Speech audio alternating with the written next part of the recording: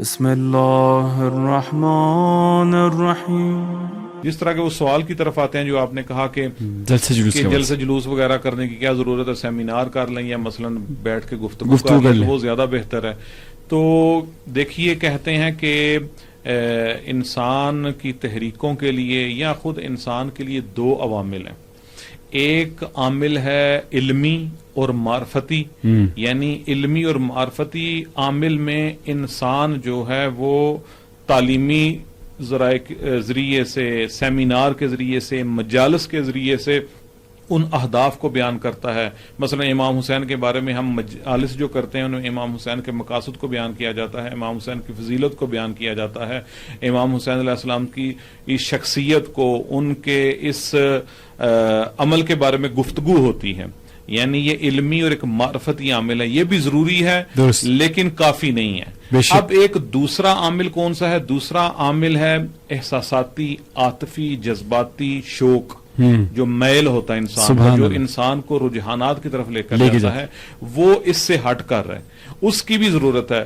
دیکھیے مثلا ایک قرآنی مثال کے ذریعے سے اس کو واضح کرتے ہیں کہ حضرت موسیٰ علیہ السلام کو جب خدا کی ذات نے کوہ طور پر بلایا تھا تو کوہ طور پر تقریباً اپنی امت کو کہہ کر آئے تھے کہ میں 30 دن کے لیے کوہ طور پر جا رہا ہوں خدا سے ہم کلام ہونے کے لیے، اور پیچھے حضرت ہارون کو اپنا نائب بنا کر گئے تھے. تو 30 دن جب مکمل ہو گئے تو 30 دن کے بعد قرآن میں ہم اتممناہا بعشر کہ اللہ کی ذات نے اور مزید 10 دن بڑھا دی. اب یہ 10 دن کا جو بڑھ جانا تھا، اس 10 دن کے بڑھ جانے کی وجہ سے جب 31واں دن ہوا تو یہ امت والے جو بعض لوگ تھے وہ آگے اور حضرت ہارون سے کہا کہ حضرت موسیٰ علیہ السلام تو وعدہ کر کے گئے تھے کہ میں 30 دنوں کے بعد آ جاؤں گا، تو آج 31واں دن آئے کیوں نہیں ہے؟ تو انہوں نے تھوڑا بہت شور کیا، حضرت ہارون نے ان کو سمجھایا اور کہا کہ مثلا کسی وجہ سے دیر ہوگی آ جائیں گے. تو یہ چلے گئے، اگلے دن پھر آ گئے. جب انہوں نے دیکھا کہ نہیں آ رہے تو یہ 2-3 دن کی ہی دنوں کے بعد سامری آ گیا، اس نے گوسالہ بنایا اور یہ گوسالہ پرست ہو گئے، اور انہوں نے گوسالہ وہ جو کیا کہتے ہیں گائے کا بچھڑا تھا اس نے جو بنایا ہوا تھا اس کو یہ پوجنے لگ پڑے، خدا کی جگہ پر یہ اس کو پوجنے لگ پڑے. اور خدا کی ذات بھی ان کا یہ 10 دنوں کو بڑھا دینا، اس کی ایک یہ بھی وجہ تھی کہ امتحان لینا تھا، ان کو آزمائی سے گزارنا تھا کہ تم کتنے مواحد ہو. ان کے مواحد ہونے کی وجہ وہ دیکھنی تھی کہ کس قدر یہ ہیں. لیکن یہ 2-3 دن بھی یعنی نہ انتظار کر سے دوسرے یا تیسرے دن انہوں نے گوسالہ پرستی شروع کر دی اور وہ گائے کے بچھڑے کو پوجنے لگ پڑے، اسی کو سجدے کرنے لگ پڑے. اور خود سامری نے کہا کہ یہ جو ہے الہکم و الہ موسیٰ، یہ تمہارا اللہ ہے اور حضرت موسیٰ کا الہ ہے. یہ الہکم و الہ موسیٰ یعنی یہ تمہارا الہ اور حضرت موسیٰ کا الہ ہے. لوگ اس کو پوجنے لگ پڑے. اب خدا کی ذات نے یہاں پر توجہ کیجئے گا کہ یہاں پر اللہ نے حضرت موسیٰ کو بتایا کہ آپ کی امت یہ کرنے لگ پڑی ہے. 10 دن کی آپ نے اضافہ کیا، میں نے کیا، اور ان لوگوں سے اتنا تحمل نہیں ہوا، آپ نہیں واپس گئے، اور یہ لوگ خدا کی توحید کو چھوڑ کر انہوں نے اس کو بیل کے بچڑے کو پوجنا شروع کر دیا. وہاں پر خدا کی ذات نے حضرت موسیٰ کو بتایا. اب حضرت موسیٰ نے اللہ سے سنا، وہ ظاہری بات ہے، پتہ ہے کہ خدا کی ذات بتا رہی ہے اور بالکل ایسا ہی ہوا ہے. تو لیکن حضرت موسیٰ نے وہاں پر کوئی رد عمل کا اظہار نہیں کیا. ٹھیک ہے، یہ اب دیکھیں یہاں پر ان کو اس چیز کا علم دیا گیا، اس چیز کے بارے میں خالی بتایا گیا بول کے کہ آپ کی قوم یہ نقصان کر بیٹھی ہے کہ توحید اور موحد ہونے سے نکل کر گوسالہ پرست ہو گئی. اب 10 دن جب مکمل ہو گئے، حضرت موسیٰ جب واپس آ کے دیکھا کہ یہ سارے کے سارے لوگ الواح لینے کے لیے گئے تھے، الواح بھی لے جو نورانی الواح حضرت خدا کی ذات نے حضرت موسیٰ کو دی تھی. جب وہ لے کر واپس آ گئے تو دیکھا کہ یہ لوگ تو گوسالہ پرست ہیں، یہ تو اس گائے کے بچڑے کو پوج رہے ہیں، اسی کو سجدہ کر رہے ہیں. اب جب یہ منظر دیکھا نا، اس منظر کو دیکھ کر وہ جو الواح تھی ان کو پھینکا، غصے میں آئے، پھینکا کہ یہ مثلا کیا کرنے لگ پڑے ہیں. تو اس کے بعد حضرت ہارون کے پاس گئے، حضرت ہارون کی بڑی سختی کے ساتھ سرزنش کی اور ان کو مثلاً داڑھی سے بھی پکڑا اور کہا کہ یہ کیا کر رہے ہیں. تو پھر حضرت ہارون نے بھی کہا کہ یبنا اے میرے ماں جائے، میں نے ان کو بڑا سمجھایا لیکن یہ لوگ مثلاً آمادہ ہی نہیں تھے، انہوں نے سنی ہی نہیں تھی اور سامری کی باتوں میں آ کر یہ اس وقت کرنے لگ پڑے. یہاں پر نتیجہ ہے کہ حضرت موسیٰ نے جب اللہ سے صرف سنا تھا تو اتنا رد عمل نہیں کیا، اتنا اظہار اس کا نہیں کیا اس کا رد عمل، لیکن جب جوں ہی ان کو اپنی آنکھوں سے یہ ہوتا ہوا دیکھا تو اس وقت برداشت نہیں کر سکے. اسی طرح اگر آپ فقط مجالس میں بیان کریں، فقط خالی علمی گفتگو کریں، وہ بھی ضروری ہے، صرف معرفتی گفتگو کریں، اس کا اثر اتنا نہیں ہوگا جتنا آپ باہر عزاداری کو دیکھیں گے. دیکھیے اگر کوئی ایک سہنران بڑا اچھا مفکر پڑھنے والا پڑھے، یہ بھی ضروری ہے، مقاصد کو بیان کرنا بھی چاہیے اور یہ ہے بھی، لیکن ایک اچھی زبان والا مرثیہ خان جب مرثیہ پڑھتا ہے تو لوگوں کی آنکھوں میں آنسو آ جاتے ہیں. خالی کتاب پڑھنے سے بعض اوقات نہیں آتے. بالکل، حالانکہ کتاب ایک علمی چیز ہے، ایک معرفتی چیز ہے جس کے ذریعے سے آپ کو علم حاصل ہو رہا ہے، مجلسیں بھی اسی طرح، لیکن ایک مرثیہ خان جب مرثیہ پڑھتا ہے یا جب آپ عزاداروں کو باہر دیکھتے ہیں وہ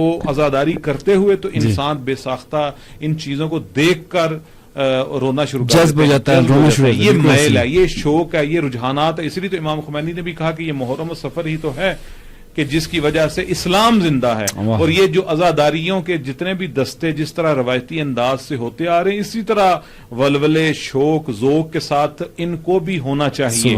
تو اس لیے فقط وہ والی چیز ضروری نہیں ہے، وہ بھی لازم ہے، لیکن یہ جو عزاداری ہم آ کے کرتے ہیں، اس عزاداری کے ذریعے سے اسی کو دیکھ لیں. اربعین پہ کتنے ہی واقعات کتابوں میں بھرے پڑے ہیں لوگ، لیکن جب اربعین پہ لوگ وہاں جاتے ہیں اور دیکھتے ہیں، ہم ادھر بیان کر لینا، لاکھ آپ پوڈ کاسٹ کریں، کتنی بھی چیزوں کو بیان کریں کہ اربعین یہ ہے، اربعین وہ ہے، لیکن جب لوگ جا کر خود اپنی آنکھوں سے اس حقیقت کو دیکھتے ہیں نا کہ اربعین میں کس قدر لوگ ایک ایسے جیسے کوئی مقناطیسی طاقت ہے اس کی طرف جذب ہو رہے ہیں اور ایسے بس جا رہے ہیں.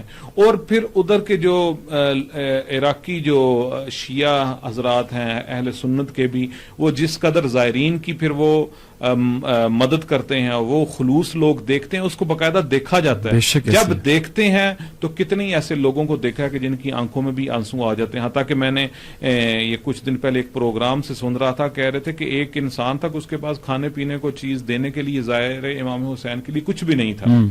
اس نے کیا کیا کہ ایک زائر تھا بڑا، مثلا گرمی کی شدت میں تھکا ہوا تھا، تو وہ کہتے ہیں کہ وہ سڑک کے ادھر کھڑا ہوا تو یہ اس کی اس طرح سایہ نہیں، جس طرح بندہ بن جاتا ہے، اس طرح سایہ کی صورت میں اس کے اوپر آ کے کھڑا ہو گیا کہ مثلا اس کو گرمی نہ لگی، یعنی سایہ سا بن جائے. وہ کہتے ہیں اس نے سمجھا کہ ویسے یہ بندہ اس طرح بڑا قریب آ کے کھڑا ہو گیا. وہ آگے گیا، پھر ادھر کھڑا ہو گیا کوئی چیز کھانے کے لیے کسی موقف کی طرف مثلا بڑا، تو تب بھی اس کے ساتھ، تو اس نے کہا دوسرے موقع والے کو کہ اس کو کیا، یہ کس طرح کیوں اس طرح کر رہا ہے؟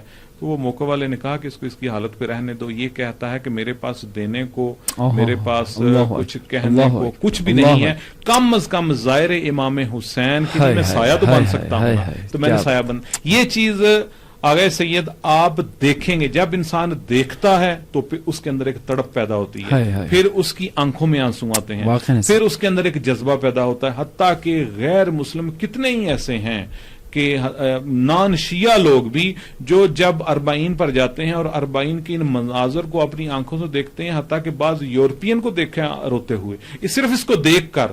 تو اس لیے فقط سیمینار کر لینا، فقط مثلا اس کے بارے میں علمی گفتگو کر دینا وہ کافی نہیں، ضروری ہے اہداف امام حسین کو بیان کرنا چاہیے، مقاصد کو بیان کرنا چاہیے، وہ بھی ضروری، لیکن کافی نہیں ہے. اسی لیے ہم لوگ عزاداری کرتے ہیں. اور اگر عزاداری نہ ہوتی، جس طرح غدیر کو کم رنگ کر دیا گیا ہے، اس طرح عاشورہ امام حسین، اور دشمن تو آپ کو جیسے پہلے بھی بیان کیا تو چاہتا ہی یہ تھا کہ امام حسین کی شہادت، ان کے اوان و انصار کی شہادت محو ہو جائے، چھپ جائے. اس لیے ان کی لاشوں کی بھی بے حرمتی کی گئی، ان کے خانوادے کو بھی اسیر بنایا گیا، اور بعد میں بھی جب ان کو آزاد کے بعد میں امام سجاد کو اس طرح سے اجازت تو نہیں تھی کہ وہ مطلب بڑے آسانی کے ساتھ عزاداری وغیرہ کر سکتے. وہ تو مختلف طریقوں کے ساتھ، پانی آتا تھا، کبھی پانی کے ذریعے سے، کبھی مثلا گوشت کو دیکھ کر، کبھی مثلا مختلف پردہ دار خواتین کو دیکھ کر اس طرح اظہار کرتے تھے.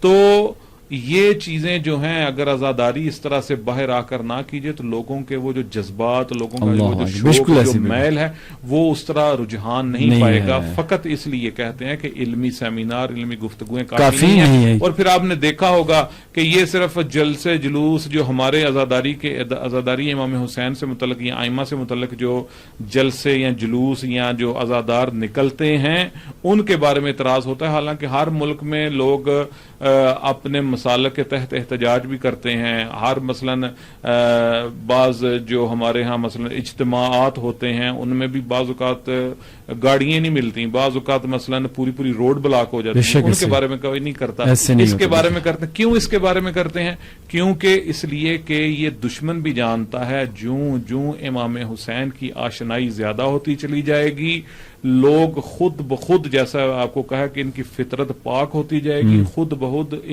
انسان جو ہے وہ ظلم سے نفرت کرے گا. یہ انسان کی فطرت میں. یہ تو اس کا تعلق مذہب و ملت تو مسلک سے ہے ہی نہیں کہ اگر کہا جائے کہ عدالت اچھی ہے تب آپ عدالت کو مانیں گے، یا بندہ کہا جائے کہ جھوٹ برا ہے تب نہ. یہ انسانی فطرت میں ہے. تو امام حسین علیہ الصلوۃ والسلام کی بارگاہ ایسی بارگاہ ہے کہ جو انسان کو ظلم سے نفرت دلاتی ہے اور مظلوم کی حمایت کے لیے اٹھ کھڑی ہوتی ہے، اور ظالم جابر حکمران کے سامنے سینہ تان کے جو گولیاں بھی کھا سکتا ہے وہ ہمیشہ وہی لوگ ہوں گے